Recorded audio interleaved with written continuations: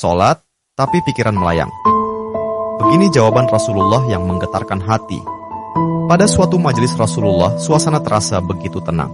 Para sahabat duduk melingkar menyimak setiap perkataan beliau dengan penuh perhatian.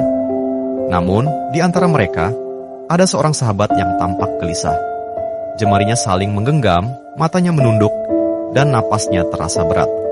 Setelah beberapa saat ragu, ia akhirnya mengangkat wajah dan berkata dengan suara lirih, "Wahai Rasulullah, aku ingin bertanya, tetapi aku khawatir pertanyaanku ini akan membuatku semakin malu di hadapan Allah." Rasulullah pun tersenyum lembut, menatapnya penuh kasih sayang. "Katakanlah, wahai saudaraku, tidak ada pertanyaan yang membuat seseorang hina jika ia bertanya untuk mencari kebaikan." Sahabat itu menarik napas dalam, matanya mulai berkaca-kaca. "Wahai Rasulullah, aku merasa salatku sering tidak khusyuk. Kadang aku mengingat urusan dunia, kadang pikiranku melayang entah kemana. Aku takut salatku tidak diterima oleh Allah.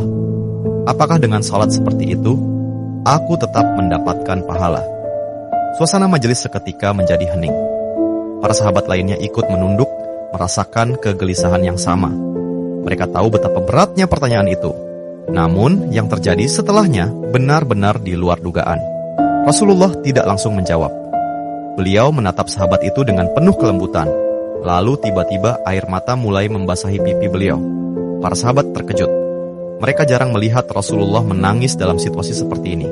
Dengan suara bergetar, beliau berkata, "Demi zat yang jiwaku berada di tangannya, sungguh setan tidak akan pernah berhenti berusaha mencuri bagian dari sholat seorang hamba hingga ia teralihkan. Tetapi ketahuilah, Allah tetap melihat usahamu." Rasulullah menarik napas dalam, lalu melanjutkan, "Wahai saudaraku, jika engkau meninggalkan salat hanya karena takut tidak khusyuk, maka setan akan menang. Tetapi jika engkau tetap berusaha salat meski pikiranmu teralihkan, ketahuilah bahwa setiap kali engkau berusaha kembali kepada Allah dalam salatmu, saat itulah Allah menyambutmu." Mendengar itu, sahabat tersebut tak mampu menahan tangis. Begitu pula para sahabat lainnya. Kemudian Rasulullah melanjutkan dengan penuh kelembutan, "Bayangkan seorang ibu yang melihat anaknya berjalan ke arahnya, tetapi anak itu sering jatuh dan tersandung. Apakah sang ibu akan marah? Tidak. Ia justru akan berlari menghampirinya, mengangkatnya, dan mendekapnya erat. Itulah Allah. Ia lebih penyayang daripada seorang ibu kepada anaknya. Selama engkau terus kembali, Allah akan selalu menerimamu."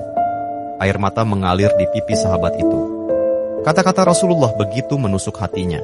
Sejak hari itu, ia tidak lagi putus asa dalam sholatnya. Ia tetap berusaha khusyuk, dan setiap kali pikirannya melayang, ia mengingat nasihat Rasulullah. "Setiap kali engkau berusaha kembali, saat itulah Allah menyambutmu." Jangan pernah berhenti. Berusaha. Jika kisah ini membuka wawasan kita, yuk berbagi. Biar banyak yang tercerahkan. Setiap satu kebaikan dibalas Allah 10 kali kebaikan. Barokallah forever. Amin ya Rabbal Alamin ya Mujibas Sailin.